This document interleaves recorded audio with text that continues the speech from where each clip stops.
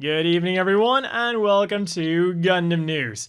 And boy, did we get a lot of emotional damage in the latest Witch from Mercury episode. So if you don't want any spoilers, you can either skip to the timestamp that's on screen right now, or you can use the timestamps down below to skip to the next chapter. And that emotional damage was then made even worse by the end card at the end of the episode. When I was building the Lefrith Ore and the Lefrith Thorn, I was wondering why they were some of the only Witch from Mercury model kits that came with open hands. I got my answer on Sunday. And the end of this episode really kind of felt like the end of a season, or a cour as they're calling it. We got the big epic battle, and at the end of it, everyone is just left to pick up the pieces. So I wonder where we're going to go from here, because even though Shadiq stuff has been mostly wrapped up, there is still a lot left to do in like the 5 episodes we have left. Prosperous Vengeance is still in full swing, the situation on Earth is super critical, and Miorine is probably having an existential crisis at this moment. And we also still have the Schwarzette.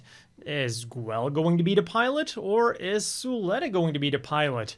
Neither of them has a mobile suit at the moment, at least not a functional one, and both of them have a good reason to pilot it. And it also wouldn't be too hard to write the story so that Guel would give the Schwarzette to Suletta. But on the bright side then, Kanonji is playing a much more active and also a more good guy role than I was expecting, and Pom Pom Head became the pilot of the Demi-Barding, which then gave us this amazing still. Never change, Choo Choo. And we also got the official profile for the machine. Despite not being designed with cost to performance in mind, unlike many of the other Burion machines, it does still maintain the general design aesthetics and also the excellent serviceability that the line is known for. Then we also got the Michaelis with a new weapon and a minor variant of the Begwer Pente. The Begwer Pente Dominicus version. The red is now just dark blue, making it very easy to do a remold, and the head no longer has an antenna because, of course, in Witch from Mercury, those are just for dueling purposes on the Academy. I think I'll take 3 of them with the giant sniper rifle, please. And alongside this new episode, we also got the official music video for the second ending, which is linked down below. And on Twitter, they've started the Gunpla Oogiri thingy. It's a Gunpla posing competition, but instead of having to come up with your own pose, you have to replicate one of the 8 poses that were posed by Kana Ichinose, Suletta's voice actress, or Yohei Azakami, Guel's voice actor. And I love how both of them included serious poses and also not so serious poses, like the aerial in Seiza or using the beam saber as a walking cane. I'll have the page with all the details down below because, well, you can join in for shits and giggles because you just have to post the pictures onto Twitter with a hashtag, but of course the prizes will only be sent to Japanese addresses. Still, the picture of the aerial in Seiza and using a beam saber as a walking stick were too funny not to share. And since we're on the topic of anime, for the Iron-Blooded Orphans Gekko manga, we got 4 new mobile suit profiles as well as 3 new character profiles. Although, I don't think they add anything that we didn't know already because, from what I can tell, they look mostly like the text blurbs from their model kits. But we did get some very nice high-quality art of the machines and the characters. Next up then, on the 10th and the 11th, the International Tokyo Toy Show will be taking place, and of course, Bandai will be there with Gundam. The theme of the convention is toys that make the world smile. So of course they're going to be displaying Witch from Mercury Gunpla. Very appropriate. And they'll also be showing off Shogokin figures and other items with the latest technology. So I wonder if we're going to be getting any cool announcements from this place. Well, from this event. They didn't say they were going to, but it sounds like a good opportunity to do so. And unfortunately, that was the only vaguely Gunpla related news of the week, so on to the figures. First up, the next 3 Gundam Lookup figures have gone up for pre-order: Guel, Elan, and Shadiq, and they are available in 2 ways. From standard retailers, you can get them individually for 4,620 yen each, 33 US, which I will have linked down below, or you can get them as a triple set from P Bandai for 13,860 yen, 99 US. And while this doesn't give you a discount, it does give you 3 small cushions that you can place the figures on. All of them are slated for a late December release, so you can give someone the gift of Shadiq for Christmas. Or if you prefer your Witch from Mercury figures to be a bit more cuddly, then these Suleta, Miorine, and Guel plushies also went up for pre-order for 2,200 yen each, 16 US, and they are about 14 centimeters tall, around 5.5 inches. Then over at P Bandai, the Robot Spirits Lagowe version anime went up for pre-order. As per usual, 8,800 yen, around 63 US, isn't a small price to pay, but you are getting a really badass Lagowe that comes with 5 thruster effect parts, 2 beam cannon effect parts, and 2 pairs of beam saber effect parts, a pair of straight ones and a pair of angled ones. Also, the beam cannons can be removed, and it looks like you could even attach the Baku turret options to it, should you want to. And the set is slated for a November release. And then last but not least, Witch from Mercury is getting a new 1,000 piece puzzle in July for 3,800 yen, 27 US. Meanwhile, on the gaming front then, the biggest and most unfortunate news is of course the closure of Gundam Breaker Mobile after just under 4 years of service. Something that has also left many people to wonder, what is next for Gundam Breaker? Because with the exception of one not quite as great game, Breaker stuff in general has been really solid, and that also goes for the short anime. So let's just hope that the final image they posted to Twitter is true. It's not goodbye, it's until next time. And unfortunately, with the game being shut down, that also means that the story content, with its endearing cast, is also gone. But if you want to relive some memories, or you've just never played the game before, but you do want to see what the story is all about, the other MC recorded the story mode, which I will have linked down below. So yeah, let's see what the future has in store for the Gundam Breaker franchise. And Bandai, I am holding you to that until next time. For Gundam Battle Operation 2 then, on PlayStation, the Hazel Ozla and Jagan Conroy Haagensen have joined the fray, and on Steam, they've made a statement that they are aware of the problems and they are working hard on fixing them, and that they will also be handing out compensation because of those issues. And talking about those troubles, here's a quick fix that I've seen floating around that has fixed some crashes and low frame rates for some people. In some occasions, if you have a graphics card combined with a CPU that also has integrated graphics, the game will sometimes default to the integrated graphics instead of your beefy graphics card. And believe me, this is not something that is unique to Gundam Battle Operation 2. I've experienced this personally with other games. So to try to fix this, simply right-click on your desktop, click on the NVIDIA control panel, manage 3D settings, program settings, select GBO2, and then from the drop-down menu, select your high-performance NVIDIA graphics card. And finally, in UC Engage then, they're celebrating their 1.5 anniversary with a login bonus for 6,000 diamonds, achievements to get ultra rare tickets, Hodaki and the GBO3 are available as a limited gacha, and a few other small events as well.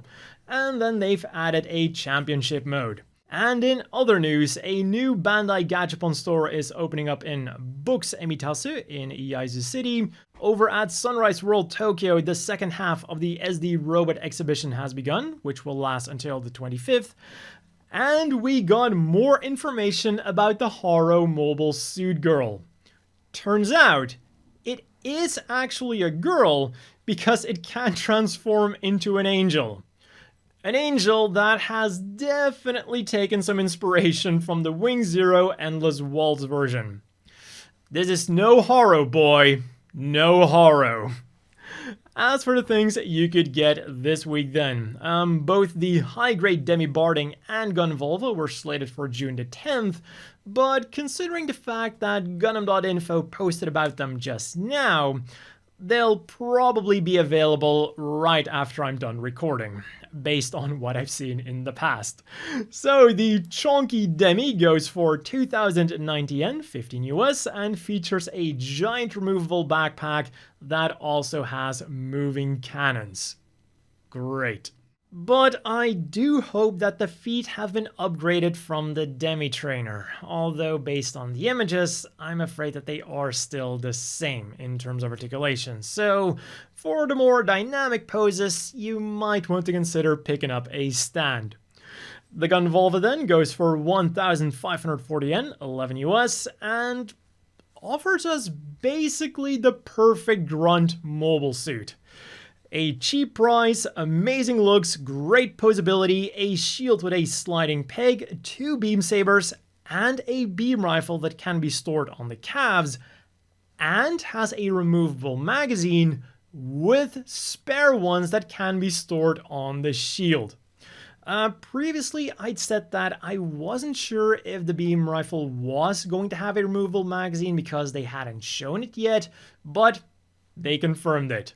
And then on the same day, we're getting the Gunpla Package Art Acrylic Collection, featuring stands of Suletta and Mirine's Gunpla art for 1,100 yen a pop, 8 US, and keychains of just straight up the full box art of Suletta, Mirine, the Ariel, and the Ariel Rebuild for 660 yen a pop, 5 US.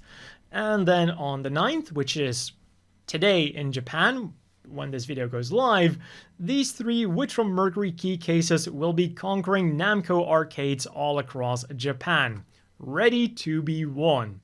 For this week's reading material then, there was the 16th chapter of Legend of Dragon Knight and the 13th chapter of Gundam Sequel, in which the Anubis-inspired Gundam gets to strut its stuff.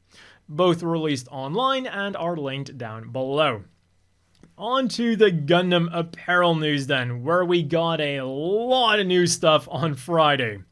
First up from Strict G, we got some Witch from Mercury things. For 4,730 yen, 34 US, you could get a blue Mr. Cool t-shirt, an orange Mr. Hots t-shirt, or a white t-shirt with the Gund Arm logo on it.